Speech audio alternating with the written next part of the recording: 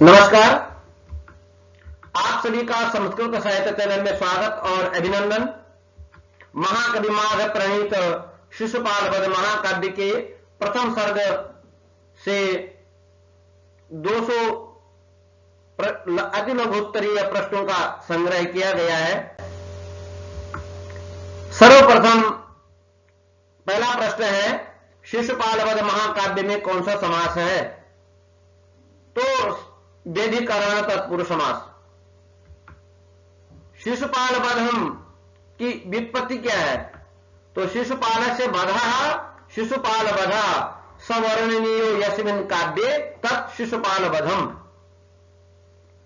शिशुपाल वध महाकाव्य किस प्रकार का काव्य है? तो शिशुपाल वध महाकाव्य श्रव्य काव्य की श्रेणी के अंतर्गत आता है। काव्य के कितने प्रकार हैं या काव्य कितने प्रकार का होता है? तो दृश्य श्रव्यत्व भेदेन, दृश्य और श्रव्य के भेद से दो प्रकार का काव्य होता है। दृश्य काव्य का अपर नाम क्या है? तो दृश्य काव्य को रूपा काव्य भी कहा जाता है। श्रव्य काव्य कितने प्रकार का होता है? श्रव्य काव्य गद्य पद्य और मिश्र के भेद से 3 प्रकार का होता है। पद्य काव्य कितने प्रकार का होता है? तो महाकाव्य खंड काव्य और मुक्तक काव्य से 3 प्रकार का होता है। गद्य काव्य के कितने भेद स्वीकार किए गए हैं? तो कथा आख्यायिका के भेद से 2 प्रकार का होता है। विश्वनाथ के मत में गद्य काव्य के कितने भेद स्वीकार्य हैं? तो विश्वनाथ के मत में मुक्तक, वृत्तगंधी, उत्कलिका प्राय और चूर्ण के भेद से 4 प्रकार हैं। गद्य पद्योभयात्मक काव्य को क्या कहा गया है? तो चंपू काव्य कहा गया है। महाकवि माघ के पिता का नाम क्या था? तो दत्तक सर्वाश्रय महाकवि माघ के पिता का नाम था। महाकवि माघ के पितामह का नाम क्या था? सुप्रभदेव। महाकवि माघ के पितामह किस राजा के सभा पंडित थे? तो महाकवि माघ के पितामह श्री बर्मलात राजा के सभा पंडित थे। इसी बर्मलात का कोई बर्मनाभ कहता है, कोई धर्मनाभ कहता है, कोई धर्मलात उस राजा को कहता है। भोज प्रबंध के अनुसार महाकवि माघ इस राजा के सभा पंडित थे। तो भोज प्रबंध के अनुसार बल्लाल सेन विरचित भोज प्रबंध के अनुसार महाकवि माघ धारा नरेश भोजराज के सभा पंडित थे। शिशुपाल वध महाकाव्य का कथानक कहां से लिया गया है? तो शिशुपाल वध महाकाव्य का कथानक महाभारत के सभा पर्व के अध्याय 33 से लेकर के 45 तक की कथा को लिया गया है। शिशुपाल वध महाकाव्य कितने सर्गों में निबद्ध है? तो 20 सर्गात्मक महाकाव्य है। कथा वस्तु कितने प्रकार की होती है? तो आधिकारिक और प्रासंगिक के भेद से कथा वस्तु 2 प्रकार की होती है। कथा वस्तु को ही इतिवृत्त अथवा कथानक कहते हैं। आधिकारिक कथा का संबंध किससे होता है? तो आधिकारिक कथा का संबंध नायक अथवा काव्य के फल से होता है। शिशुपाल वध महाकाव्य में मुख्य रस क्या है? अर्थात शिशुपाल वध महाकाव्य का अंगिरस क्या है? तो शिशुपाल वध महाकाव्य का अंगिरस वीर रस है। शिशुपाल वध महाकाव्य में गौण रस रूप में कौन कौन से स्वीकार किए गए हैं? तो श्रृंगार रस, करुण रस, अद्भुत रस। श्रृंगार रस में भी जो है आपका संयोग श्रृंगार रस है, विप्रलंब श्रृंगार है, अद्भुत रस है, रौद्र रस है, आदि को गौण रस के रूप में स्वीकार किया गया है। महाकवि माघ कौन से रस के चित्रकार हैं? तो महाकवि माघ वीर रस और श्रृंगार रस के सफल चित्रकार हैं। महाकाव्य में मंगलाचरण कितने प्रकार का होता है? तो महाकाव्य में आशीर्वाद, नमस्कार और वस्तु निर्देश के भेद से 3 प्रकार का मंगलाचरण आसीन 3 प्रकार का मंगलाचरण होता है। शिशुपाल वन महाकाव्य में कौन सा मंगलाचरण प्रयुक्त है? तो श्रिया पति श्री मति शासितुम जगत में श्री शब्द वस्तु निर्देशात्मक मंगलाचरण को द्योतित करता है। शिशुपाल वध महाकाव्य का प्रारंभ किस पद से किया है? तो श्रेया पद से प्रारंभ किया गया है। मंगलाचरण पद्य में श्रेयापति का प्रयोग किसके लिए किया गया है? तो श्रेयति आश्रयति हरिम या सा श्री ही, और श्री ही श्रियो श्रिया अश्रीणाम पति ही श्रिया पति रुक्मिणी आदियों का जो रुक्मिणी सत्यभामा कालिंदी आदि का जो स्वामी है, पति है, ऐसे श्री कृष्ण के लिए प्रयोग किया गया है। मंगलाचरण पद्य में श्री कृष्ण ने आकाश से उतरते हुए किसे देखा? तो ददर्श वसन ददर्शावतरं तमंबरात् हिरण्यगर्भांग भुवम मुनिम हरि।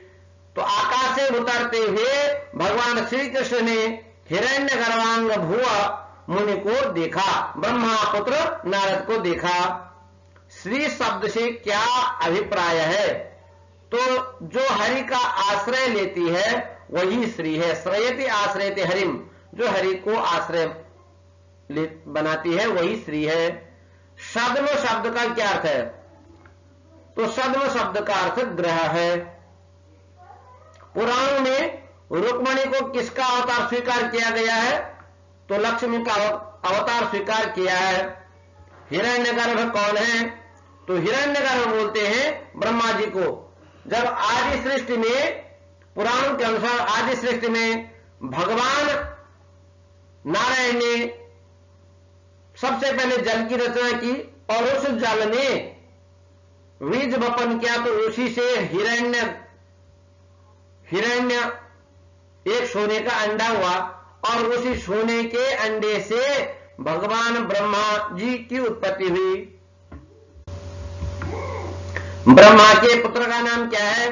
तो ब्रह्मा के 10 पुत्र हैं, मानस पुत्र हैं, जिसे मरीचि, अत्रि, अंगिरा, क्रतु, भृगु, दक्ष, पुलस्त्य, पुलह और नारद, ये 10 पुत्र हैं। भगवान श्री कृष्ण से ने आकाश से आते हुए किसे देखा? तो सीधी सी बात है, आकाश से उतरते हुए नारद मुनि को देखा। शिशुपाल वध महाकाव्य के मंगलाचरण का स्वरूप क्या है? तो श्रिया पति श्रीमति शासितुम जगत जगन निवासो वसुदेव सदमनि वसंदर्शावतरन्तमंबरात् हिरण्यगर्भांग भुवम मुनिम हरि। श्रेयापति श्लोक में कौन सा अलंकार है? तो देखिए, एक तो जगत जगत की आवृत्ति हो रखी है, तो चेकानुप्रास अनुप्रास अलंकार है। और फिर दूसरा कह रहे हैं वसंत दर्शावतरं तमंबरात् हिरण्यगर्भांग भुवम मुनिम हरि। तो एक अंत्यानुप्रास श्रुत्यानुप्रास की भी आवृत्ति हो रखी है, तालव्य वर्णों की आवृत्ति होने से श्रुत्यानुप्रास अलंकार है। तो अब उसके बाद कहा कि अनुप्रास अलंकार का लक्षण क्या है? तो वर्ण साम्यम अनुप्रास, अर्थात वर्णावृत्तिर अनुप्रास पादेषु च पदेषु च। संपूर्ण लोकों के पिता ब्रह्मा किससे पैदा हुए हैं? तो ब्रह्मा का कि हिरण्य गर्भ है ब्रह्मा, तो ऐसे सुवर्णमय अंडे से भगवान ब्रह्मा का आविर्भाव हुआ है, ब्रह्मा की उत्पत्ति हुई है। शिशुपाल वध महाकाव्य के प्रथम सर्ग में श्लोकों की संख्या क्या है? तो प्रथम सर्ग में 75 पद्य हैं, श्लोक है। शिशुपाल वध महाकाव्य के प्रथम सर्ग में श्लोकों की संख्या क्या है? तो ये द्वितीय सर्ग है। शिशुपाल वध महाकाव्य के द्वितीय सर्ग में श्लोकों की संख्या क्या है? तो 118 है द्वितीय सर्ग में। शिशुपाल वध महाकाव्य मंगलाचरण का पद्य किस छंद में है? तो वंशस्थ छंद में है। वंशस्थ छंद का लक्षण क्या है? तो जतो तो वंशस्थ मुदीरितम जरो। छंद का लक्षण क्या है? तो पद्यम चतुष्पदी अथवा अक्षर परिमाणम तत्छंद। पद्य कितने प्रकार का होता है? वृत्त और जाति के भेद से 2 प्रकार का होता है। वृत्त किसे कहते हैं? तो वृत्तम अक्षर संख्यातम भवति, जिसमें अक्षरों की गणना की जाती है वह वृत्त कहलाता है। जाति छंद किसे कहते हैं? जिसे मात्रा निर्णीता जाति, जिसे मात्राओं की गणना की जाती है वह जाति छंद से द्योतित है। वंशस्थ छंद में कितने गण होते हैं? तो जगण तगण जतोतु वंशस्थ मुदीरितम जरो और जगण और रगण से 4 गण समूह होता है। गण किसे कहते हैं? तो करें अक्षर त्रय समष्टि गण उच्यते। 3 अक्षरों का समुदाय गण कहलाता है। छंद शास्त्र में गण कितने प्रकार के होते हैं? तो देखिए कितने प्रकार के होते हैं? 10। यमा तारा जवान सलगा। तो नगण मगण नगण भगण यगण जगण रगण सगण तगण लघु और गुरु। शिशुपाल वध महाकाव्य के प्रथम सर्ग में कितने पद्यों में वंशस्थ छंद है? तो 73 छंद जो है वो वंशस्थ छंद में है और उसका 74वां जो पद्य है उसमें पुष्पिताग्रा छंद है और 75वां जो छंद है वह जो है शार्दूल विक्रीडित है। तो इस प्रकार से शिशुपाल वध महाकाव्य का 74वां पद्य किस छंद में है? तो पुष्पिताग्रा छंद में है। पुष्पिताग्रा छंद का लक्षण क्या है? अयुजे न युग रे फतो यकारो युजित न जो जरगाच पुष्पिताग्रा। पुष्पिताग्रा छंद कौन सा वृत्त है? तो यह क्या है? अर्ध संवृत है। इसका अर्ध संवृत में क्या विषमता होती है? तो अर्ध संवृत में जो है प्रथम तृतीय चरण समान होते हैं और द्वितीय चतुर्थ चरण समान होते हैं। इस प्रकार से आधा सम आधा विषम को क्या कहते हैं? अर्ध संवृत छंद कहते हैं। शिशुपाल वध महाकाव्य के प्रथम सर्ग का अंतिम पद्य किस छंद में है? तो शार्दूल विक्रीडित छंद में है। शार्दूल विक्रीडित छंद का लक्षण क्या है? सूर्यास्वेर मसजास्तता सगुरवः शार्दूल विक्रीडितम। शार्दूल विक्रीडित छंद किस वृत्त की परिधि में आता है? तो यह समवृत्त की परिधि में आता है। शार्दूल विक्रीडित छंद कितने वर्णों का छंद है? तो यह 19 वर्णों का छंद है। वंशस्थ छंद कितने वर्णों का छंद है?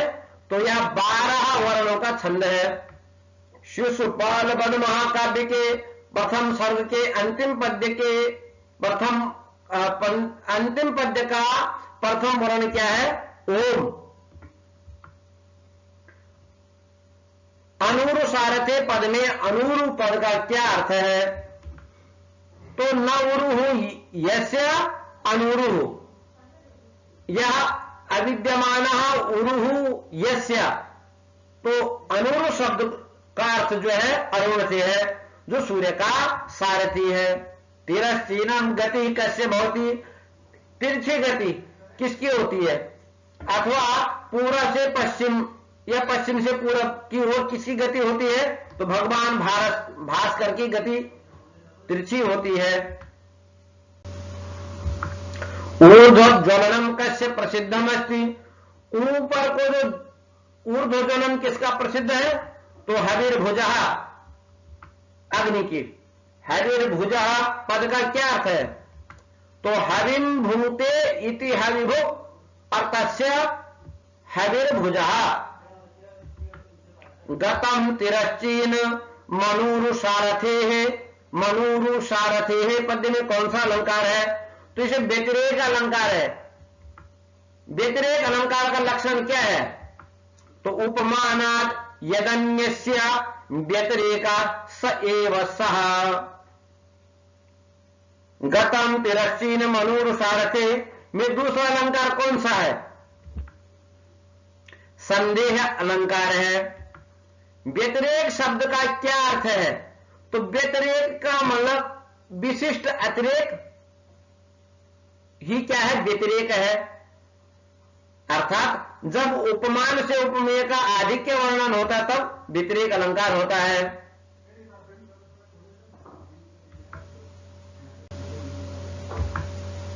चयत्विषाम इत्यवधारितम पुरा पद्य में कौन सा अलंकार है तो इसमें काव्यलिंग अलंकार है। काव्यलिंग अलंकार का लक्षण क्या है तो काव्यलिंगम हेतु और वाक्य पदार्थता। 5 से अधिक श्लोकों में एक क्रिया का अन्वय से क्या होता है तो आचार्य विश्वनाथ के मत में यदि 5 से 10 श्लोकों तक यदि एक ही क्रिया का अन्वय किया जाता है तो उसमें उसे कुलक कहते, कुलक छंद कहते हैं उसको। जैसे रघुवंश महाकाव्य में भी इसका प्रयोग देखा जाता है और माघ प्रणीत शिशुपाल वध का जो द्वितीय श्लोक है वहां से शुरू हो रहा है चयत्विषामित्यवधारितम पुरा तथा शरीरीत्यवधारितम तथा शरीरीति विभाविताकृतिम विभु विभक्तावयवम पुमानिति क्रमादमुम नारदी इत्यबोधि सह। तो इस प्रकार से क्रमादमुम नारदी इत्यबोधि का जो यह अन्वय है यह 9वें 10वें श्लोक तक जाता है, अथवा यह जो श्लोकों का यह अन्वय जाना इस यह कुलक के अंतर्गत आता है। सर्वप्रथम भगवान श्री कृष्ण ने नारद को कैसे देखा तो पुरातिशाम च यह अवधारितम, सबसे पहले भगवान कृष्ण ने नारद को तेज पुंज के रूप में देखा। त्रिशाम च यह तेज पुंज के समय के पश्चात क्या निश्चित किया भगवान श्री कृष्ण ने तो विभाविता कृतिम शरीरी, तो जब तेज पुंज के बाद पुनः बोले शरीरी के रूप में कि विभाविता आकृति को देख करके यह शरीरी है ऐसा लक्षण को देखा। विभु इति पद से को अर्थ, विभु पद का क्या अर्थ है तो विभु वह है जो वस्तु तत्व निर्धारण में समर्थ है, अर्थात सर्व समर्थ ही विभु है। भगवान श्री कृष्ण का यह विशेषण है।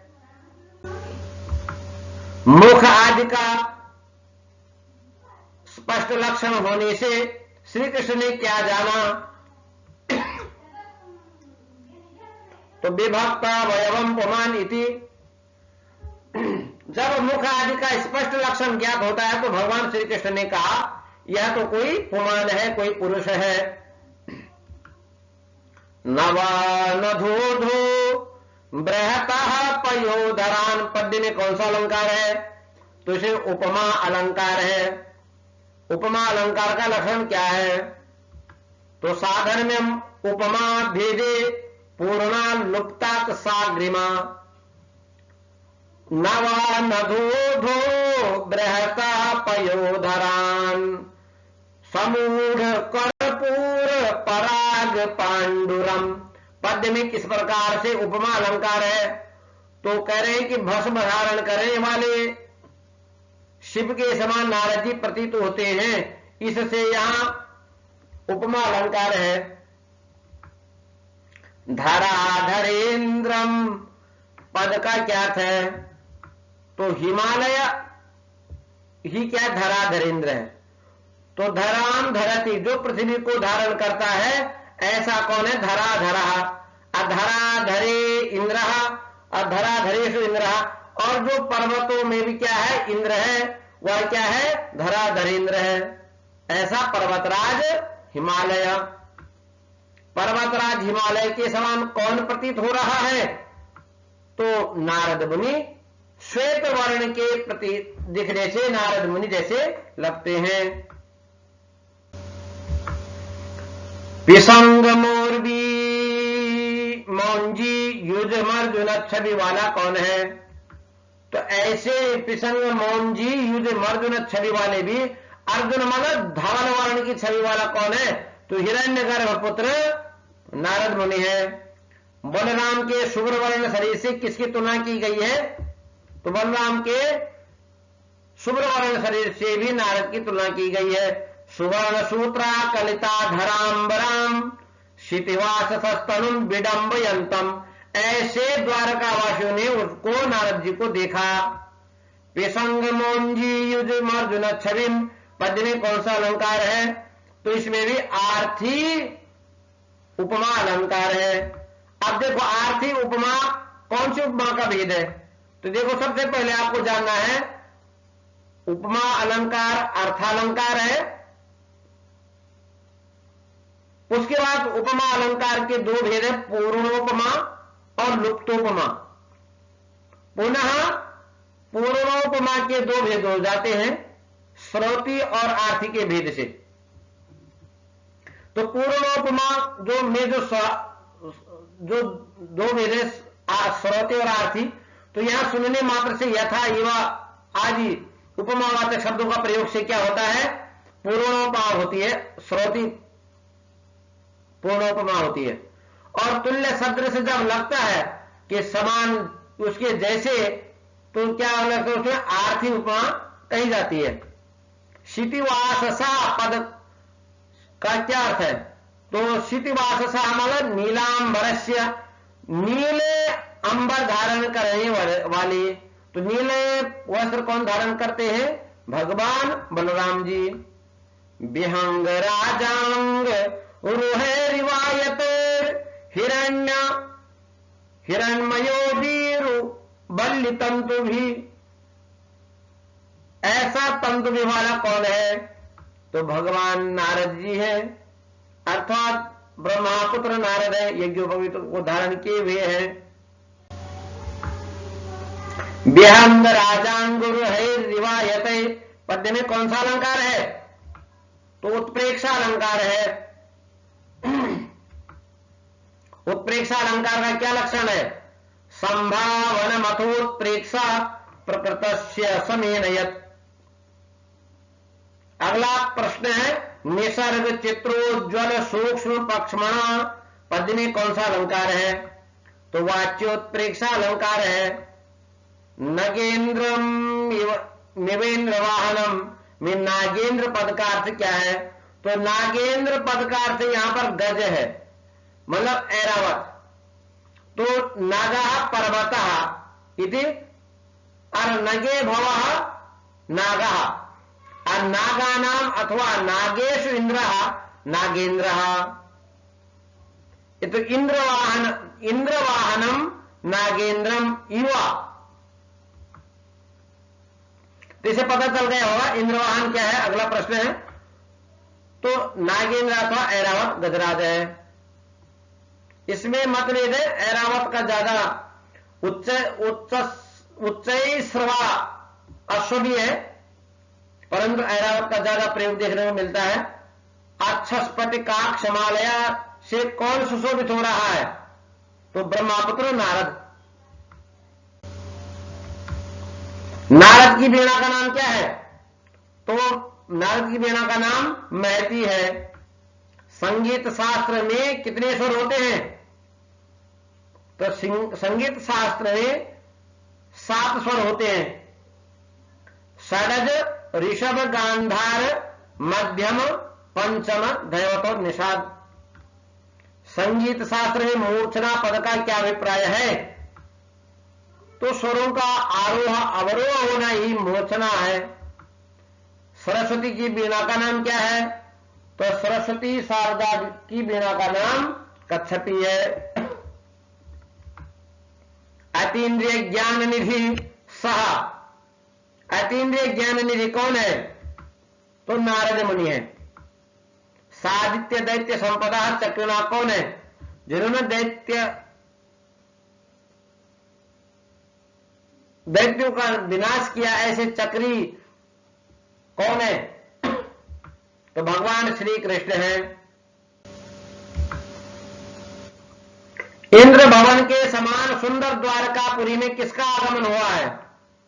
तो द्वारकापुरी में नारद जी का आगमन हुआ है। पतत पतंग प्रतिमा तपोनिधि कौन है?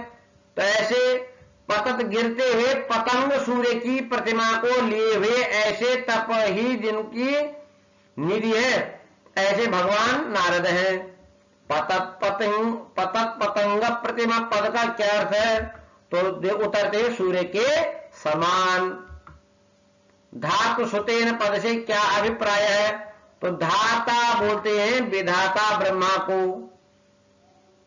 तो यह है षष्ठी में, धातु सुतेन, धाता के सुत ने, ब्रह्मा के पुत्र नारद ने, यह नारद के द्वारा। अधिदेव की शुद्ध पद में क्या समास है? तो देवकी का पुत्र, इसमें तो देवकी सुता, इसमें होगा षष्ठी तत्पुरुष समास। और देवकी सुत से अधि इति अभिदेव की सुतम, इसमें अव्ययी भाव समास।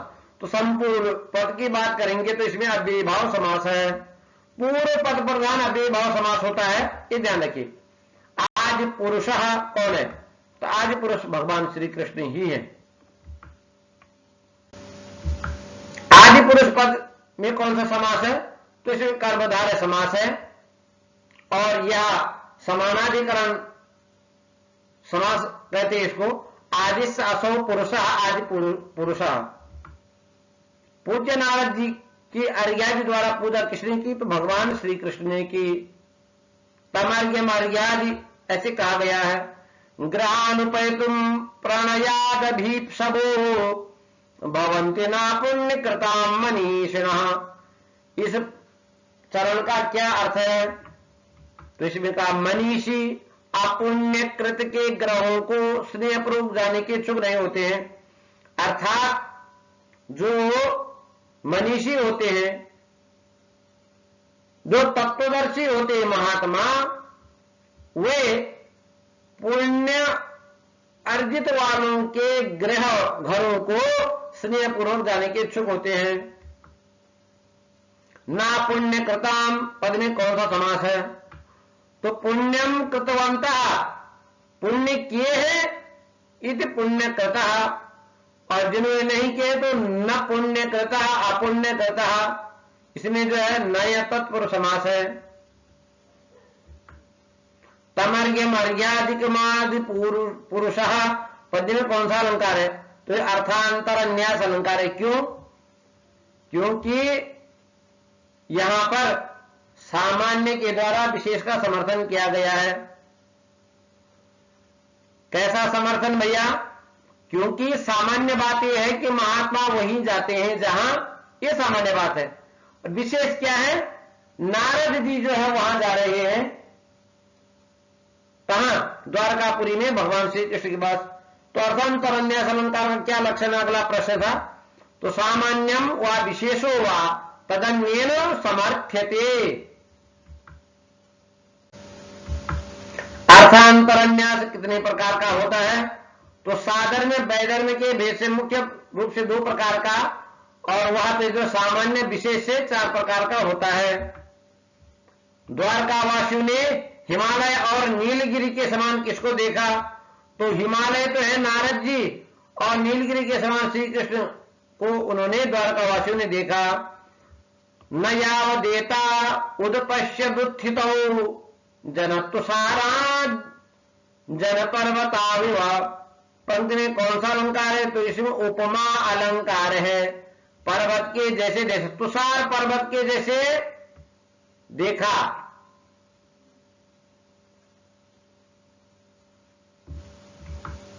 जन तुषारांजन पर्वता, तुषार और अंजन पर्वत की तरह। देखो ये दोनों इस पंक्ति में उपमान पद कौन से हैं? तो देखो, एक सबसे पहले कहते हैं कि उपमेय होता है जो जिसमें न्यून गुणत्व होता है, अर्थात एक प्रकृत वस्तु होती है, अर्थात इसमें उपमेय है भगवान श्री कृष्ण और नारद। अब देखो उपमान कैसे है, तो अधिक गुणत्व किसमें होता है? उपमान में होता है। तो देखिए, जो तुषार है, तुषारगिरी है, हिमालय है, वो वह उपमान, उस उपमान का आरोप हिमालय उसमें कर दिया, नारद जी के ऊपर कर दिया। और जो अंजन पर्वत, नीलगिरी पर्वत है, उसका आरोप भगवान श्री कृष्ण के ऊपर कर दिया। तो यह उपमानभूत पद है। चिरंतना मुनि कौन है? तो भगवान श्री कृष्ण ही चिरंतन मुनि है। पुराण मुनि भी भगवान श्री कृष्ण को कहा गया है। किस आधार पर भगवान कृष्ण को चिरंतन मुनि कहा गया है? तो पूर्व जन्मों में बद्रिकाश्रम में तप करने के कारण चिरंतन मुनि भगवान श्री कृष्ण को कहा गया। शिशुपाल पद में महानील शिला रुचः कंस कृशः कौन है? तो महानील शिला रुचः कंस कृशः, तो महानील मणि के जैसे कौन है? और कंसारी कौन है? तो स्पष्ट है भगवान श्री कृष्ण है। अगला प्रश्न है, कंस कृशः पद में कौन सा समास है? तो देखिए, कंसम कृष्टवान इति कंस कृष, देखो द्वितीय तत्पुरुष, और तस्य कंस कृशा, तो इसमें जो है कंस कृशा में षष्ठी तत्पुरुष समास है। द्वारकापुरी में चंद्रमा की शोभा को धारण किसने किया? तो स्पष्ट है नारद मुनि। स नारदः अभिसायं चंद्रमसा विरामताम अचूचुरत, सायंकाल के समय उदयकालीन रमणीय चंद्रमा के समान नारद मुनि की शोभा थी। महानील शिला रुचः पद में कौन सा अलंकार है? तो इसमें निदर्शन अलंकार है। अब देखिए निदर्शन अलंकार का लक्षण क्या है? अभवन वस्तु संबंध उपमा परिकल्पकः, संबंध न होने पर भी संबंध जोड़ा जाए, उपमेय उपमान का संबंध स्थापित कर दिया जाए, वहां पर निदर्शन अलंकार होता है। महानील पद्य में किस प्रकार की निदर्शन अलंकार है? तो नारद की शोभा को सायंकालस्थ उदयाचल चंद्रमा की रमणीयता से क्या किया है? दिखाया गया है।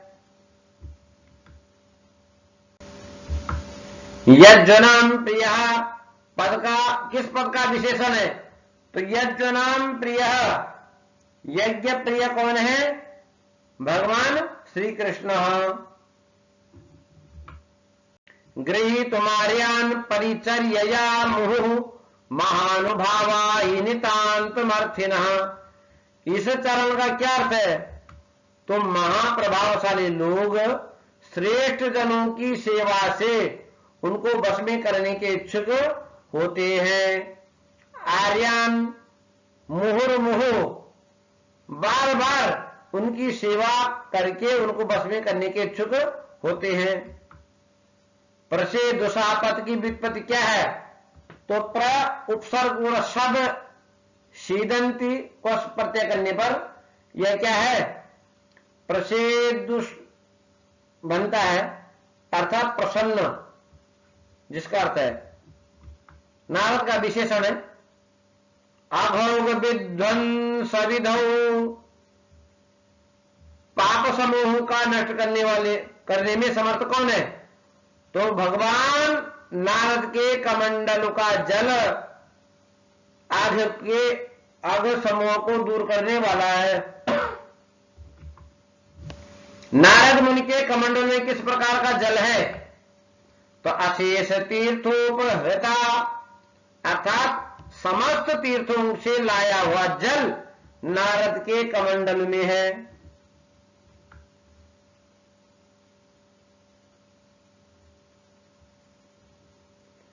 अभोग विध्वंस विधौ पद में कौन सा समास है?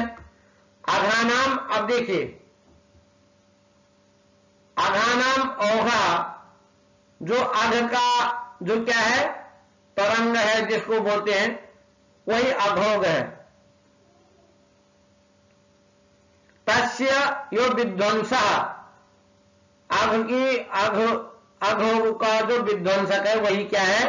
तो इसमें सप्तमी तत्पुरुष समास है और उसको बोले वेधिकरण तत्पुरुष समास। श्री कृष्ण का स्वरूप क्या है? तो नवाम्बुदश्याम तनु श्री कृष्ण नवम अम्बुदः इति नवाम्बुदः, और श्याम तनु जिसके नवीन नए नए काले काले बादल के जैसे श्याम तनु है, ऐसा कौन है? भगवान श्री कृष्ण है। नवीन जलधर श्याम शरीर वाले कृष्ण किस धातु के आसन पर विराजमान है? तो भगवान श्री कृष्ण हिरण्मय आसन पर विराजमान है। भगवान श्री कृष्ण का सिंहासन किस पर्वत के समान है? तो भगवान श्री कृष्ण का सिंहासन सुमेर पर्वत के समान है। जिगाय जंबू जनित श्रियम सुमेर श्रृंगस्य तदा तदासनम में अलंकार कौन सा है? तो देखिए, इसमें एक तो जिगाय जंबू जनित श्रियम, तो एक तो श्रियम तदा तदा से जो है वृत्त्यानुप्रास है और एक श्रुत्यानुप्रास है। पदगत अनुप्रास और वर्णगत अनुप्रास है। नवाम्बुदश्याम तनु पद में क्या समास है? तो नवश्च असौ अम्बुदः, नवाम्बुदः, तो यह क्या है? समानाधिकरण तत्पुरुष अर्थात कर्मधारय समास है। तप्तकार्त स्वर भास्वरांबर कठोर ताराधिप लांछन छवि किसका विशेषण है? तो पीत वस्त्र है। देखो, तप्तकार्त स्वर भास्वरंबर, अंबर कैसा है? भगवान श्री कृष्ण का कार्तस्वर तप्त कार्तस्वर भास्वरांबर, ऐसे पीत वस्त्र वाले हैं। और कैसे हैं?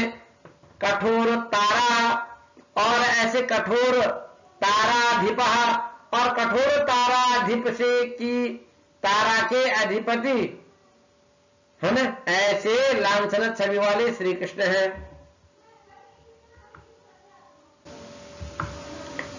विदिद्युते वाडव जात वेदसः शिखाभिराश्लिष्ट एवं भसाम निधि में समास है। इसमें कौन सा अलंकार है? तो इसमें जो है उपमा अलंकार है। सतप्तकार का स्वर भास्वरांबरा पद्य में किस प्रकार का उपमा अलंकार है? तो तप्तकार स्वर भास्वरांबर का जात वेद की शिकाओं के साथ और श्री कृष्ण का समुद्र जल के साथ साम्यता रखने से उपमा अलंकार है। जात वेदस पद का क्या अर्थ है? तो जाते जाते विद्यते इति जात वेदस, अर्थात यह जो सभी पदार्थों में विद्यमान रहता है। कठोर ताराधिप लांछन छवि पद का क्या अर्थ है? तो पूर्ण चंद्र इसका अर्थ है। तो पूर्ण चंद्र के कलंक की कांति वाली, इसका अर्थ है। बड़वाग्नि के संबंध में इतिहास में क्या कहा गया है? तो देखिए, कहते हैं कि हय वंश के जो क्षत्रिय थे उनमें और प्रायः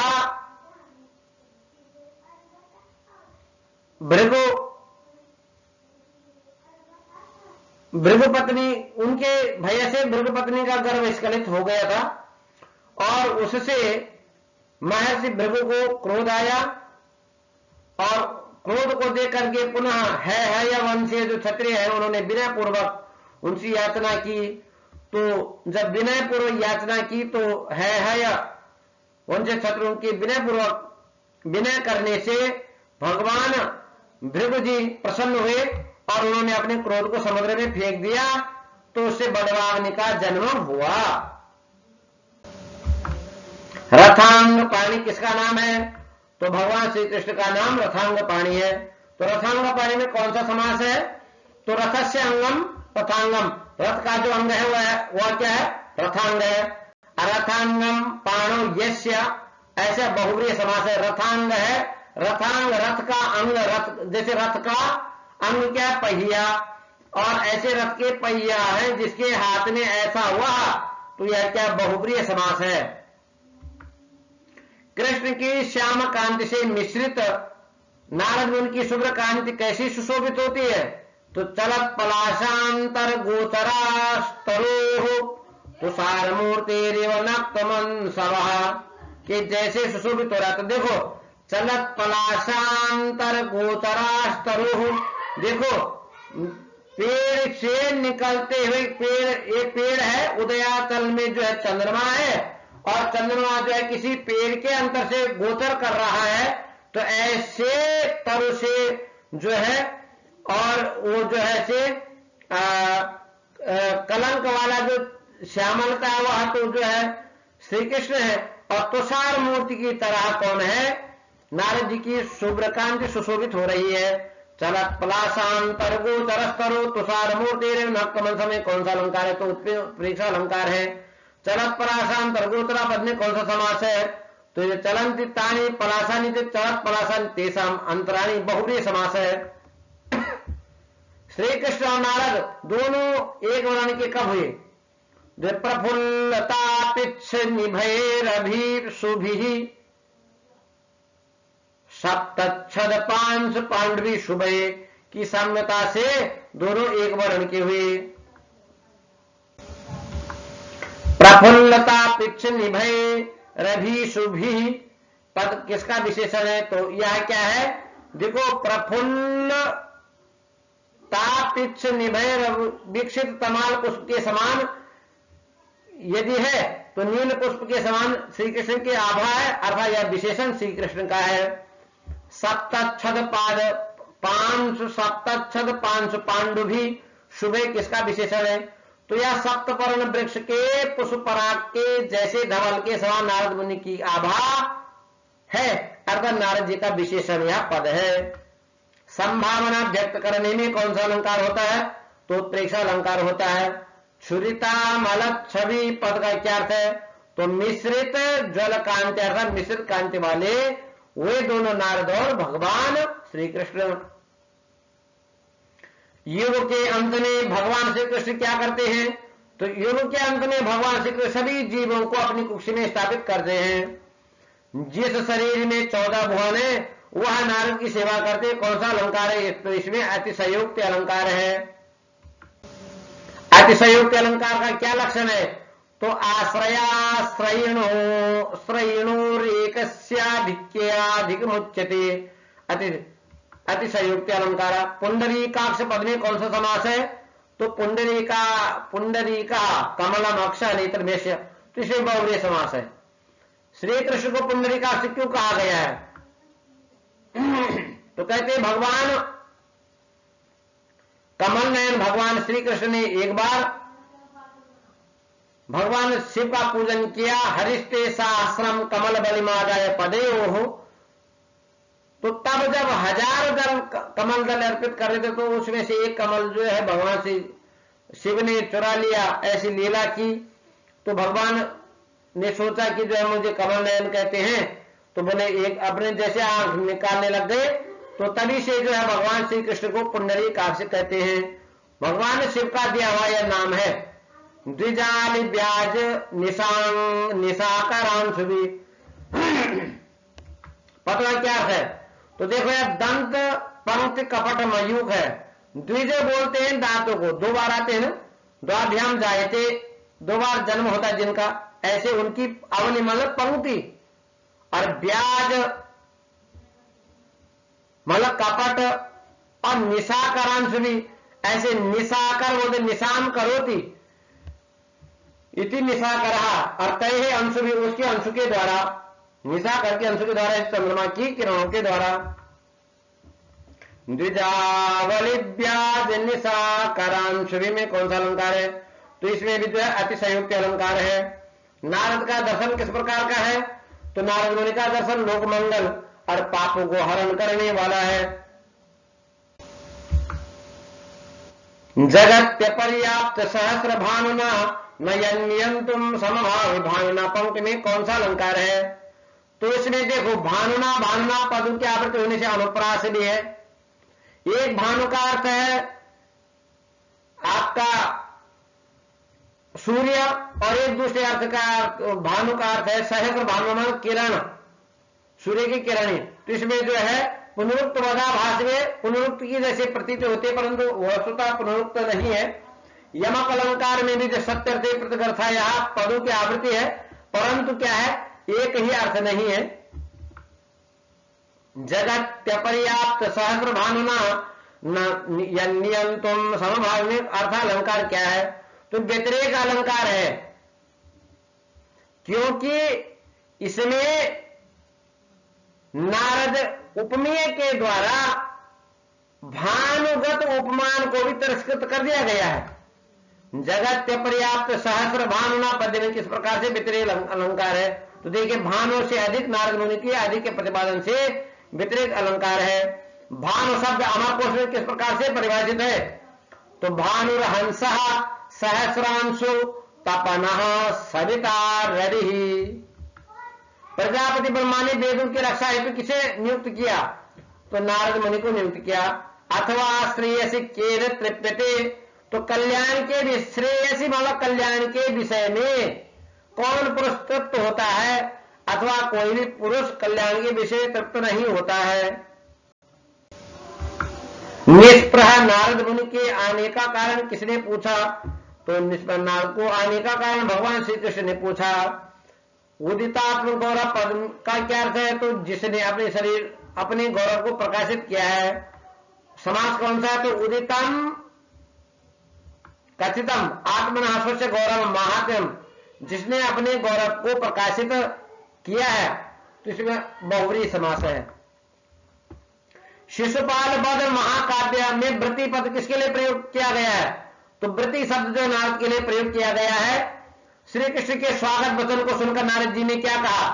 तो योगी नाम भी त्वमेव साक्षात करणीय इत्यतः गुरु कार्यम किमस्ति। भगवान श्री कृष्ण के स्वागत वचन को सुन नारद जी ने कहा कि आपका साक्षात्कार तो योगी लोग भी चाहते हैं। तो इत्यतः गुरु कार्यम किमस्ति, इससे बड़ा कार्य और क्या हो सकता है? अर्थात मैं आपके दर्शन के लिए आया हूं। नारद जी ने श्री कृष्ण योगी से क्या कहा? तो मोक्ष पथम उपेयुषः मनस्विनः त्वं निरपाय संश्रय अग्रभूमिषि। तुम जो है हे भगवान श्री कृष्ण आप जो है मोक्ष मार्ग हो और मनस्वी जो है आपको निरपाय संश्रय की अग्रभूमि स्वीकार करते हैं। उदीर्ण राग प्रतिरोध का पद में कौन सा समास है? तो उदीर्णश्च असौ रागश्च उदीर्ण राग एवं प्रतिरोधक, इसमें कर्मधारय भी है और सप्तमी तत्पुरुष भी है। तो उदारी सारम निगृहित पद में पुरा विदा पद प्रयोग किसके लिए किया गया है? तो पुरा विदा अर्थात कपिलादय, तो सांख्य शास्त्र प्रणेता कपिल के लिए यह प्रयोग किया गया है। भूभार हरण करने वाले श्री कृष्ण को नारद ने क्या कहा? तो नारद ने कहा तुम अति भार भंगुराम अमुम लघु करिष्यन त्रिदेवात अवतारः। भगवान श्री कृष्ण से नारद जी ने कहा कि आप जो है भूभार को हल्का करने के लिए आए हैं, इसलिए आपका अवतार हुआ है। उदूढ़लोकत्रयेन त्वया धरित्री गुरु क्रियताम पंक्ति में कौन सा अलंकार है? तो विरोधाभास अलंकार है। नारद ने क्यों कहा कि आप अगम्य हैं? तो कहते हैं वैसे सामान्य लोक में प्रचलित के सामान्य चर्म चक्षु से योगीश्वर भगवान के दर्शन नहीं होते हैं। तो इसलिए नारद जी ने इसलिए अगम्य कहा कि नारद जी कहते हैं कि मुझे जैसे को आपके दर्शन हो रहे हैं, आप आगम अगोचर इंद्रियातीत हैं, फिर भी आपके दर्शन हो रहे हैं, इसलिए क्या अगम्य है। इंद्र पद का शाब्दिक अर्थ क्या है? तो कह रहे इंद्रति परमेश्वर्यम लभते इति इंद्रः। इंद्र के संदेश को श्री कृष्ण तक कौन लाया? तो मुनि नारद। देवताओं के मन में सर्वप्रथम भय का संचार किसने किया? तो कश्यप और अदिति के पुत्र हिरण्यकशिपु ने किया। सर्वप्रथम हिरण्यकशिपु ने किसे जीता? तो सर्वप्रथम हिरण्यकशिपु ने इंद्र, यम, वरुण और कुबेर आदि दिक्पालों को जीता। द्युषदा पद का क्या अर्थ है? तो द्यु मतलब अंतरिक्ष में जो विचरण करते हैं उनको द्युषद कहते हैं। तो दिव्य क्षीरंती गच्छन्ति द्युषदः अर्थात देवाः तस्य में बनाया है। हिरण्यकशिपु के भय से देवता क्या करने लगे? तो हिरण्यकशिपु के भय से सभी देवता अपने देवलोक की सभी सामग्री को युद्ध के योग्य बनाकर उसका प्रयोग करने लगे। 33 देवताओं में कौन कौन से देवता हैं? तो 11 रुद्र हैं, 12 आदित्य हैं, 8 वसु हैं और 2 अश्विनी कुमार हैं। पाठांतर में कोई एक प्रजापति और एक वसटकार को भी गिनते हैं, अर्थात यह अश्विनी कुमार को नहीं गिनते हैं। कुल मिलाकर 33 है। श्री कृष्ण ने नृसिंह का रूप धारण कर किस दैत्य का संहार किया? तो नृसिंह का रूप धारण कर हिरण्यकशिपु का संहार किया। हिरण्यकशिपु का अगला जन्म किस रूप में हुआ? तो विश्रवा पुत्र रावण के रूप में हिरण्यकशिपु का जन्म हुआ। रावण ने शिव तांडव स्तोत्र की रचना कब की? तो कह रहे हैं एक बार मजाक में रावण जो है कैलाश को उठाकर और उसको गेंद बनाकर खेलने लग गया। और क्या हुआ? उस पर्वत के हिलने डुलने से मां भगवती जगदम्बा पार्वती बड़ी संकित हुई और उन्होंने भगवान भोलेनाथ को गले लगाया। और गले लगाने के बाद जब तब भी पार्वती का भय दूर नहीं हुआ तो भगवान भोलेनाथ आशुतोष ने अपने पार्वती के भय को देख करके और विश्रवानंदन रावण के अहंकार को देख करके अपने वाम चरण के अंगुष्ठ से उस कैलाश पर्वत को जैसे ही संकेत किया तो वैसे ही रावण के हाथ कैलाश पर्वत के नीचे आ गए और वह भगवान भोलेनाथ से प्रार्थना करने लग गया। जटाकटा असंभ्रम भ्रमण निलिंप निर्झरी बिलोल बीच बल्लरी विराजमान मूर्धनी। इस प्रकार से स्तुति करने लग गया। इंद्र की नगरी और वन का नाम क्या है? तो इंद्र की नगरी का नाम है अमरावती और वहां है नंदन वन। रावण ने किस किस पर विजय प्राप्त की? तो रावण ने कुबेर, वरुण, यम, सूर्य, चंद्र, गणेश, वायु, अग्नि, नागलोक, सकल भुवन, काल आदि पर विजय प्राप्त की। रावण का अगला जन्म क्या हुआ? तो रावण का अगला जन्म शिशुपाल हुआ। शिशुपाल का स्वरूप कैसा है? तो सबाल आसीद वपुषा चतुर्भुजो मुखेन पूर्णेन्दु निभस्त्रलोचना युवा कराक्रांत मही भृदुच्चके असंशयम संप्रति तेजसारभि। सबाल आसीद वपुषा चतुर्भुजा। इस चतुर्भुजा पद से क्या प्रकट होता है? तो इससे सर्वदेवमयत्व शिशुपाल का प्रकट होता है। शिशुपाल की माता का नाम क्या है? तो शिशुपाल की माता का नाम सात्वती है और वह कुंती भोज राजा की पुत्री है। सात्वती और वसुदेव का क्या संबंध है? वसुदेव की चचेरी बहन सात्वती है। सात्वती का वासुदेव से क्या संबंध है? तो वासुदेव अर्थात श्री कृष्ण। तो वासुदेव की बुआ है सात्वती, शिशुपाल की मां। शिशुपाल की कितनी भुजाएं हैं? ये कितनी भुजाएं थी? तो ये 4 भुजाएं थी। श्री कृष्ण और शिशुपाल में क्या संबंध था? तो शिशुपाल श्री कृष्ण का फुफेरा भाई था।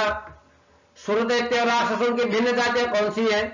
तो कश्यप सुर जो हुए हैं, कश्यप और अदिति से उत्पन्न हुए हैं। दैत्य जो हुए हैं प्रजापति दक्ष पुत्री और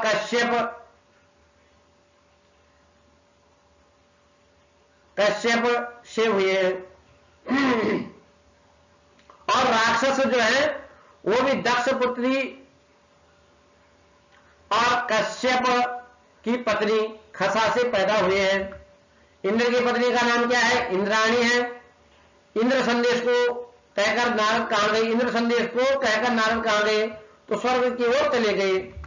नारद मुनि की संपूर्ण वार्ता को सुनकर कृष्ण क्या कहते हैं, कृष्ण क्या करते हैं? तो उनका जो मुख है जो वह क्रोधमय हो जाता है। शिशुपाल वध के प्रथम सर्गांत पद्य में कौन सा अलंकार है? तो इसे अपानुति अलंकार है। अपानुति अलंकार का क्या लक्षण है? तो प्रकृतम यत् निषिद्धान्यत् साध्यते सा त्वपनुति। महाकवि माघ ने सर्गांत में किस मंगल पद का प्रयोग किया है? तो ओम पद का प्रयोग किया है, मंगल पद। तो क्या कहते हैं आचार्य, क्या कहते हैं? मंगलाचरण के विषय में महाभाष्यकार प्रतिनिधि का क्या कहना है?